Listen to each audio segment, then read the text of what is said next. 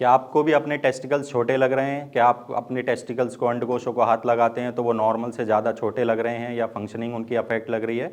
चलिए आज बात करते हैं इसी के बारे में। नमस्कार दोस्तों, मैं हूं डॉक्टर उज्ज्वल, डॉक्टर हेल्थ की तरफ से। अक्सर पेशेंट आते हैं, उनकी कंप्लेंट्स आती हैं कि उनके टेस्टिकल्स या अंडकोश काफ़ी ज़्यादा छोटे हो रखे हैं या फिर उनमें साइज़ में एक बड़ा एक छोटा हो गया है, या फिर उनको लग रहा है कि उसकी वजह से कोई इनफर्टाइल या कोई दूसरी प्रॉब्लम तो नहीं हो रही है। चलिए बात करते हैं इसी के बारे में।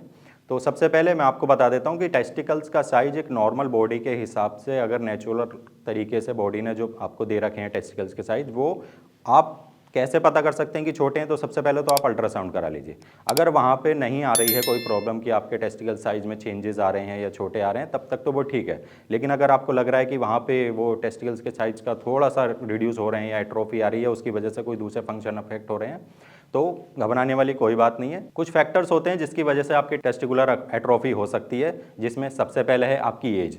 आपकी एज जैसे जैसे बढ़ती जाएगी, कहीं ना कहीं वो आपके टेस्टिकल्स के साइज पे असर आता है, वो स्किन थोड़ी थोड़ी टाइट होने लगती है। तो उसकी वजह से आप अगर हो रहे हो कि आप 24-25 साल के थे, अब आप 30-32 साल के हो, आपको लग रहा है कि मेरे टेस्टिकल साइज छोटे हो गए, तो वो ऐसा नहीं है। वो एज के हिसाब से कभी कभी चेंज हो जाते हैं। दूसरा, आपका एनवायरनमेंट या आपका जो एरिया है या आप कहाँ पे रह रहे हो। जैसे आप अगर आप कोल्ड एरिया में रह रहे हो तो भी आपके टेस्टिकल साइज जो नॉर्मल समतल जगह पे रह रहे हैं या नॉर्मल मौसम में रह रहे हैं, उनके मुकाबले आपके टेस्टिकल साइज छोटे होंगे, तो वहाँ पर भी परेशान होने की ज़रूरत नहीं है। तीसरी चीज़, अगर आपके जैसे एक फर्टिलाइज का पीरियड्स होता है या फिर आपका प्यूबर्टी का पीरियड्स होता है, जिसमें आप 22-23-24 साल के हैं, तो वहाँ पे दो तरह की सेल्स होती हैं, जर्म सेल्स और लिडिक सेल्स। जर्म सेल्स क्या होती हैं? आपके स्पर्म को प्रोड्यूस करेंगे, और जो लिडिक सेल्स होती हैं वो आपके टेस्टोस्टेरोन पे काम करती हैं। अगर आपके स्पर्म कम बन रहे होंगे, आपके जर्म सेल्स कम बन रहे होंगे, तो वो भी आपके प्रोड्यूस जो होगा आपका टेस्टिकल्स का साइज वहाँ पे अफेक्ट डालेगा। और अगर आपका टेस्टोस्टेरोन लेवल कम भी होगा, तब भी वो वहाँ पे आपका टेस्टिकल्स का जो साइज है, एट्रोफी है, वो एट्रोफी करती तो नहीं जाएगी, लेकिन आपके जो साइज है उसको ग्रोथ नहीं होने देगा।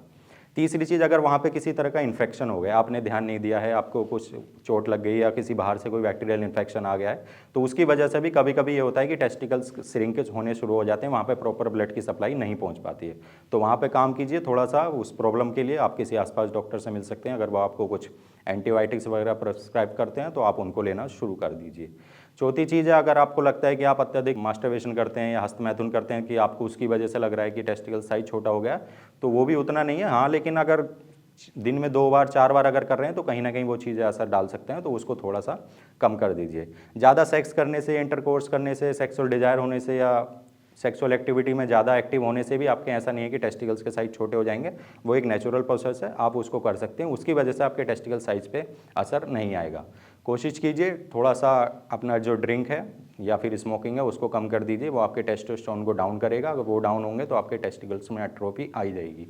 कई बार क्या होता है कि अगर एट्रोफी बन रही है तो वो वेरिकोसील का भी एक कारण बन सकता है। हालांकि इस चीज़ के लिए कोई स्टडी नहीं है, कोई रिसर्च नहीं है कि वेरिकोसील आपके टेस्टिकल एट्रोफी करता है, लेकिन कहीं ना कहीं जो पेशेंट आते हैं अक्सर मेरे पास, तो उनमें अगर वेरिकोसील पाया जाता है, उनके पास 2 साल 3 साल से वेरिकोसील है, तो नॉर्मल साइज से उनके टेस्टिकल साइज धीरे धीरे श्रिंक होने लगते हैं, क्योंकि नेचुरल है। जब ब्लड की सप्लाई प्रॉपर नहीं जाएगी टेस्टिकल्स पे तो वो श्रिंक होंगे ही होंगे। बॉडी के हर एक अंग को प्रॉपर तरीके से काम करने के लिए ऑक्सीजनेटेड ब्लड का जरूरत होती है।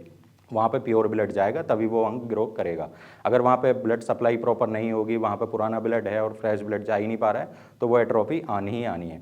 तो ऐसे केस में आपको अपने वेरिकोसील पे काम करना पड़ेगा, चाहे अपने किसी आसपास के डॉक्टर से मिलिए या फिर आप हमसे जुड़ सकते हैं नीचे दिए गए नंबर से। अगर आपकी रिपोर्ट्स में आप सीमन एनालिसिस करा लेते हैं, आप अल्ट्रासाउंड करा लेते हैं, वहाँ पे सारी चीज़ अफेक्ट हैं, या सीमन की रिपोर्ट्स आपकी ठीक है, अल्ट्रासाउंड ठीक है, टेस्टिकल्स के साइज आपके छोटे लग रहे हैं, तो वहाँ पे घबराने वाली कोई बात नहीं है, क्योंकि वो नेचुरल है, वो नॉर्मल है। अगर आपके टेस्टिस छोटे हैं और फंक्शन सब कुछ प्रॉपर हो रहा है तो वहाँ पर दिक्कत नहीं है। लेकिन आपने अल्ट्रासाउंड कराया है, सीमन की जाँच कराई है, सीमन की रिपोर्ट्स में आप देख रहे हो स्पर्म काउंट कम आ रहे हैं, आप अल्ट्रासाउंड में देख रहे हो कि वहाँ पे टेस्टिकल्स का साइज छोटा है या वहाँ पे वेरिकोसील आ रहा है, ऑर्काइटिस आ रहा है, किसी तरह का इन्फ्लामेशन आ रहा है, तो वहाँ पे थोड़ा सा ये है कि आपको केयर करने की ज़रूरत है, उस चीज़ पे थोड़ा सा काम करने की ज़रूरत है, वरना वो आगे जाके फिर दूसरी प्रॉब्लम्स को क्रिएट कर सकता है, इनफर्टाइल बना सकता है, या आपकी सेक्सुअल डिजायर को लेस कर सकता है, या हो सकता है कि इरेक्टाइल डिसफंक्शन दे दे।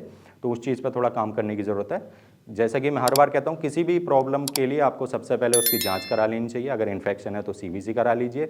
जांच से आपको चीज़ें पता चलती हैं तो आसपास के डॉक्टर से मिलिए। वहाँ पे आपको सलाह नहीं मिलती है तो आप नीचे दिए गए नंबर से हमसे बात कर सकते हैं। यहाँ से डॉक्टर्स आपको बात करेंगे, प्रॉपर जो गाइडेंस होगा आपको सलाह दिया जाएगा, और अगर उस चीज़ के लिए कोई प्रॉपर ट्रीटमेंट होगा तो वो भी आपको सजेस्ट किया जाएगा।